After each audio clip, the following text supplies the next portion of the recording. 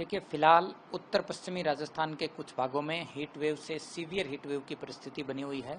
पिछले 24 घंटों में सर्वाधिक अधिकतम तापमान श्री गंगानगर में 47.6 डिग्री सेल्सियस रिपोर्ट हुआ है।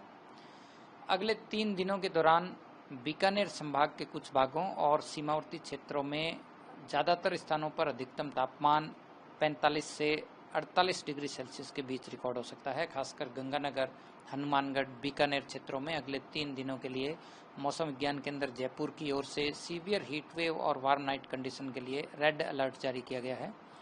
इसके अलावा जोधपुर संभाग के जो सरहदी इलाके हैं, खासकर फलौदी, इसके अलावा जैसलमेर और शेखावाटी क्षेत्र के जो ज़िले हैं, इनमें भी अगले 2-3 दिनों के लिए हीट वेव की परिस्थिति बनी रहेगी।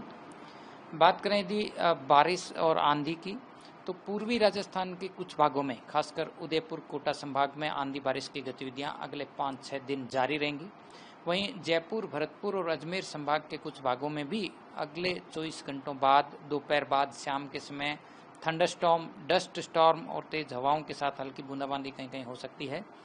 पश्चिमी राजस्थान के बीकानेर, जोधपुर संभाग के कुछ इलाकों में भी 23-24 मई से शाम के समय खासकर थंडरस्टॉर्म एक्टिविटी के साथ साथ डस्ट स्टॉर्म होने की संभावना है। इस दौरान कहीं कहीं तेज हवाएं 50 से 60 किलोमीटर प्रति घंटा तक की भी रिपोर्ट हो सकती है।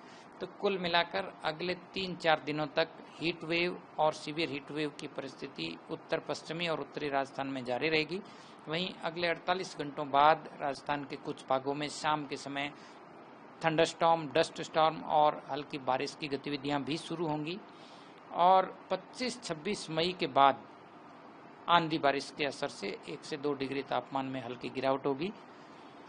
इसके अलावा बात करें मानसून की, तो फिलहाल मानसून अगले 2-3 दिनों में केरल के तट पर पहुंचने के लिए परिस्थितियां अनुकूल बनी हुई है, यानी कि भारत में मानसून का प्रवेश अगले 2-3 दिनों में होने की संभावना है। इसके बाद देखें तो अरब सागर और बंगाल की खाड़ी दोनों में ही मानसून केरल में पहुंचने के बाद आगे बढ़ने के लिए भी परिस्थितियां अनुकूल है। तो कुल मिलाकर फिलहाल मानसून तय समय से आगे चल रहा है और आगे बढ़ने के लिए भी परिस्थितियां अनुकूल है। राजस्थान के लिए बात करें तो फिलहाल मॉनिटरिंग की जा रही है और अभी ये कह पाना काफ़ी जल्दबाजी होगा कि राजस्थान में मानसून का एग्जैक्ट आगमन कब होगा, क्योंकि मानसून जो है वो दक्षिणी भारत और पूर्वोत्तर भारत के कई भागों को कवर करने के बाद यूँ कह सकते हैं कि जून के आखिरी सप्ताह में सामान्यतः राजस्थान में प्रवेश करता है।